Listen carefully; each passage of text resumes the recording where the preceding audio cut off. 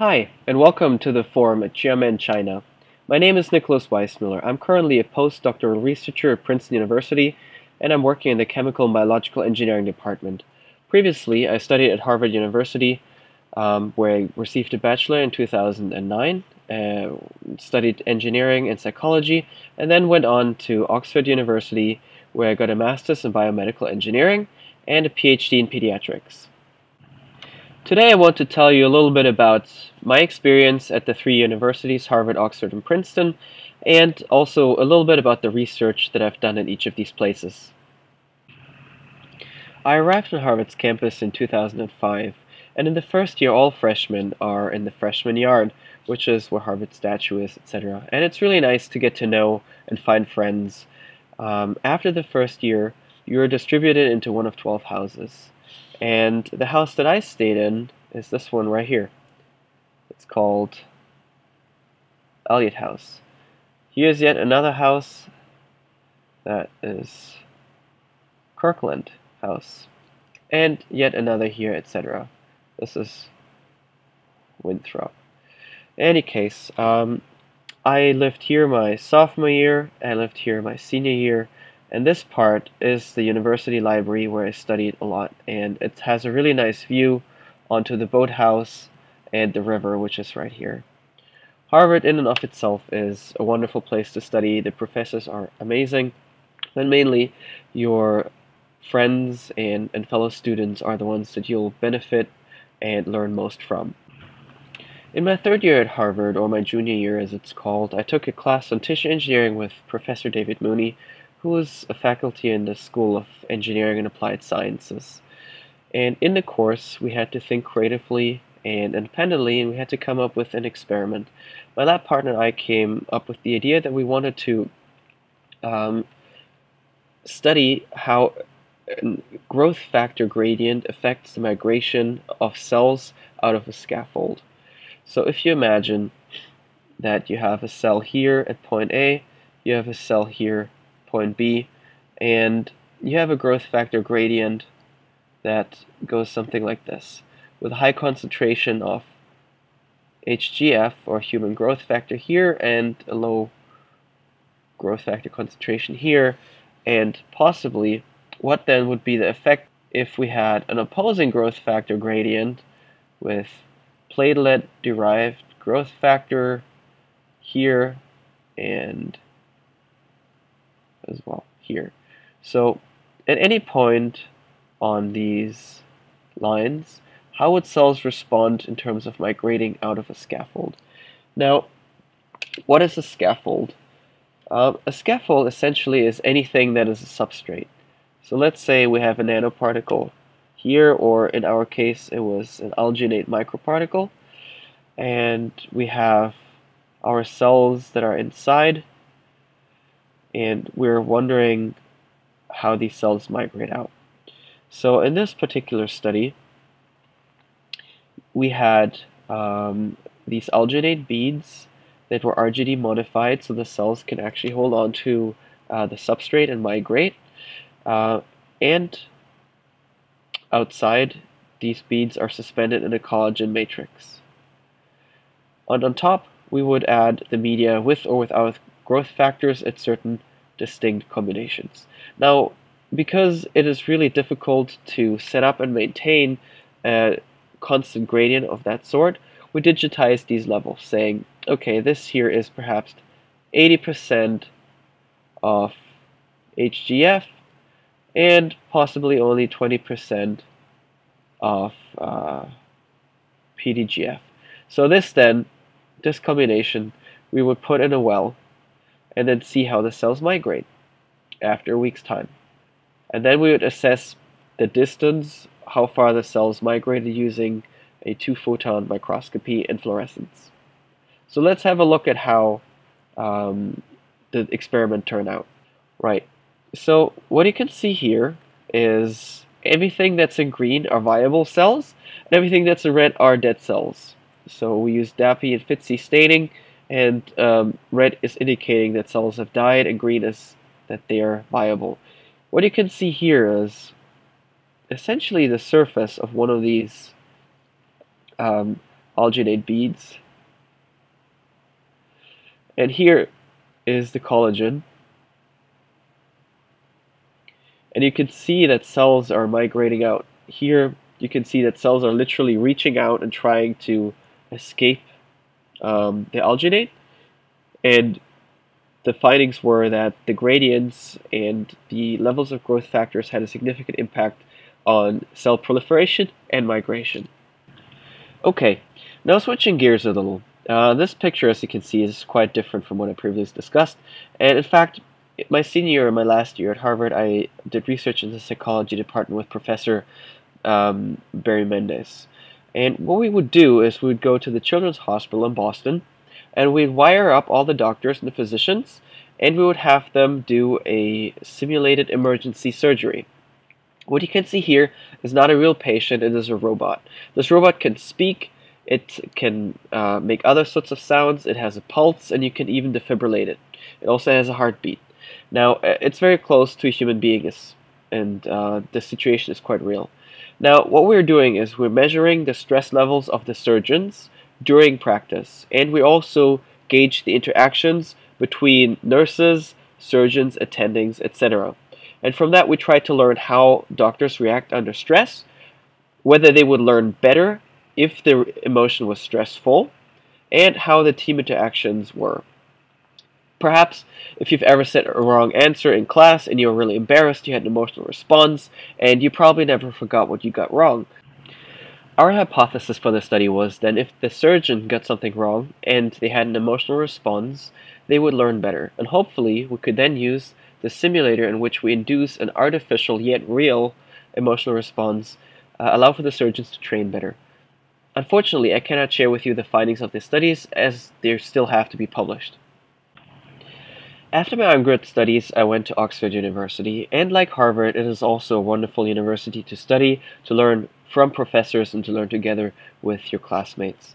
Now, this building here is one of the university's most iconic libraries. It's the Radcliffe. And it is surrounded by colleges. A friend of mine, for instance, lived here, and that's a wonderful college I can recommend. It's called Brasenose College. This here is All Souls, which is mainly for professors and higher academic researchers. And back here was my college, which is Trinity College. All of the colleges have a different feel to them, but all of them are a wonderful place to study. Alright, so without further ado, let's see what I've done. So for my master's, I was working on a problem that prevails in the elderly people. For instance, people that play sports may have a rotator cuff tear. The shoulder has your rotator cuff. It's a joint that is a ball and socket joint, and it's held together by ligaments. When these ligaments tear, they're really hard to replace, and any sort of artificial replacement may tear again. In fact, 80 to 90% of these replacements tear again. So I wanted to create a synthetic scaffold that mimics a real tendon. And what is a real tendon? Well, it connects bone to a stretchy tissue. Now, if you have something stretchy connected to something hard, there will along the line be a very sharp instance of stress. And in that high stress region, things will tear again. Usually that is where the material inserts into the bone with an anchor. So what I wanted to do is create a artificial scaffold made by electron spraying of polymers. And essentially what you use is you use an electronic current between a nozzle and a collector that then sprays down a beam, which in the gaseous phase has various instabilities and chaotic, and therefore lays down a fabric. And if you do that for long enough, you get sheets. It's like weaving a sheet of material. So now I put it into a solution called SBF, or simulated body fluids, which I used to grow minerals on it. So essentially, I grew bone onto these scaffolds. And to visualize just how much of the mineral or the bone structure that I had on these plastic sheets, I would use an alizarin red stain. So in sheets where you see a lot of blue, there is no mineral, and increasing mineral content all the way to red, where there's a lot of mineral content. So essentially I grew bone on these various sheets. And why would I want to do that? Well, the more mineralized a sheet, the less stretchy it becomes. So therefore I'm creating a gradient of mechanical tension from very stretchy to very stiff. And matching this gradient and the stiffness levels to the bone to soft tissue insertion site would alleviate the possibility of it tearing. After finishing my master's in biomedical engineering, I moved on to do a PhD in pediatrics. During the time of my PhD, I worked on various projects, but the main project was needle-free injection of vaccines. Now, needles can spread pathogens if they are misused or abused, especially in third world countries. And also, a lot of the vaccines that need to go to sub-Saharan Africa, etc., need to be cooled. Now, if you can make a vaccine in a dry powder form, as well as needle-free, both these problems are taken care of. So what I wanted to do was to transfer a pharmaceutically active ingredient or antigen for a vaccine into a dry powder form, and also in a little small microsphere particle, so it could be injected without a needle, essentially merely by air pressure. So you'd have a device and you'd place it onto your skin, you'd press the attenuator button, and gas would accelerate the microparticle in the vaccine formulation and deposit it in the most upper skin layer. Now this wouldn't hurt or bleed because in the upper layer, which is the epidermis, there are no nerve cells and there are no blood vessels. Now, to make this happen, I needed a carrier. I needed a substrate which would carry the vaccine into the skin. And of course, you need a certain amount of impact parameter to breach the outer layer, which is the stratium corneum, or a sheet of dead cells. To do that, I developed a new material that is based on hydroxyapatite. And what I used was a flux sintering process. Essentially, I used molten salt at about 1,200 degrees centigrade, and I melted various calcium phases and had them reposition and crystallize and then grow in the melt to form structures such as these. Here you can see a spherical part along with the crystalline part, and as these aspect ratios increase, you can see an increasingly spheroidal shape. Also, an additional effect was that with increasing spheroidal shape, the absorption of protein increased.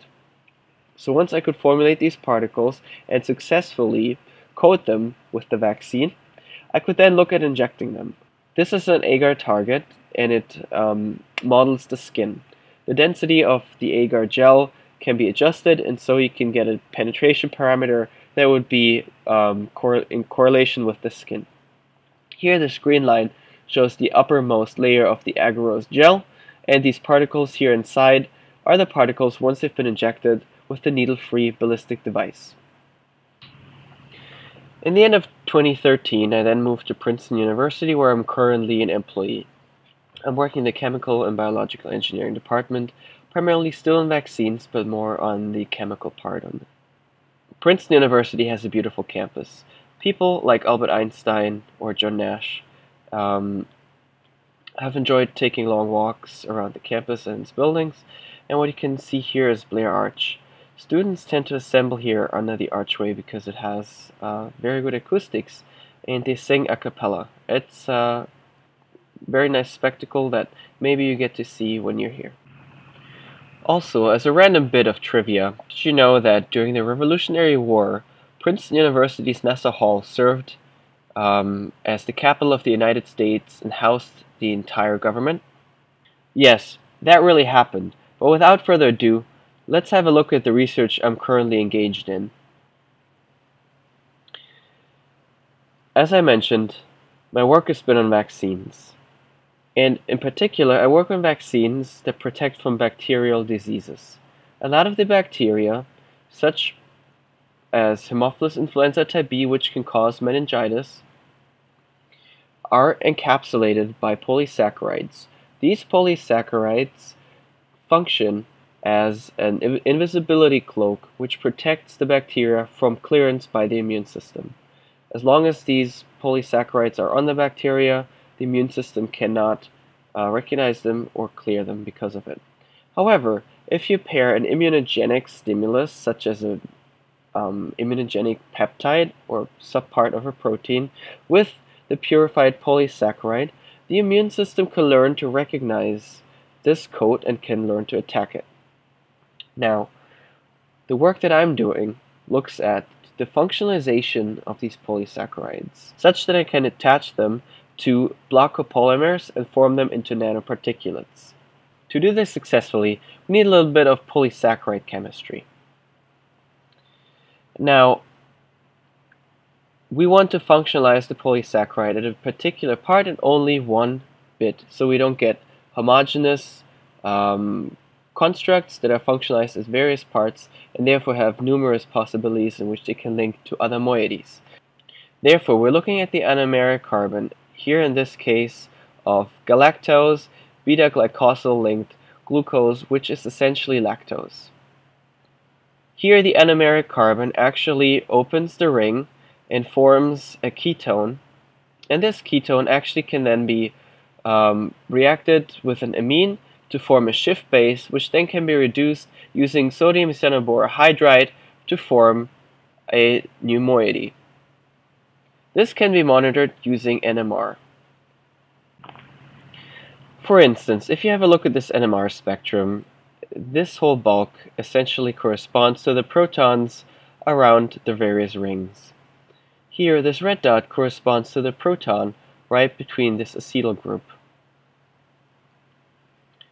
And the green dots correspond to this proton. However, there are two of them. Why are there two?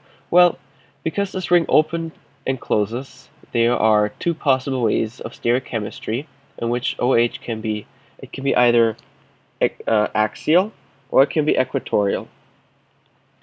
And essentially both exist to a certain degree, and we have alpha 38% and beta 70% based on the relative integrals. So those two green ones added together sum up to this red one. So 83% of the time we have alpha, which is when the hydroxyl group is in the axial position. And 17% of the time we have the beta conformation, which is when the hydroxyl group is in the equatorial position. So I'm sure you can appreciate that polysaccharide chemistry can get fairly complex pretty quickly if you expand these structures to many different linkages and substitutes. And also the NMR gets more increasingly difficult to interpret. Let's have a look at some of the many advantages of engaging in academic research early on. First of all, engaging in research will hone your critical thinking skills. You have one particular problem and you'll have to approach it from many different angles, and you'll have to come up with many different hypotheses to test that particular problem. Not only will it help you to think critically, but it will also stretch you and motivate you to become creative problem solvers. Now, thinking critically and being a creative problem solver are two characteristics that all of the top universities in the world will be looking to. And therefore, engaging in research early on will likely boost your college and or graduate school application success rates. In addition to that, you have seen that I have identified a path which is somewhere between engineering and medicine, that I have worked with various types of gradients, growth factor substances, and now have arrived at chemistry as applied to vaccines. So not just will research help you become a more critical thinker, a more creative thinker, it will also possibly inform your career choice and maybe even alter your life path. Currently, in addition to being a researcher, I'm also a tutor with Ivy Touch, and I get to work with students like you in fields such as chemistry and biology. And it gives me pleasure to introduce these two organizations to you. Ivy Touch is a student-run organization made up of 500 US and UK university students, and OGE is an NGO dedicated to promoting internationalized education for Chinese students. I hope that more and more students will take part in the student research training program that is jointly developed by Ivy Touch and OGE. And I hope that students will benefit from the premium education resources from around the world. And with that, I would like to thank you very much for your attention and wish you best of luck for your future careers in academia and research.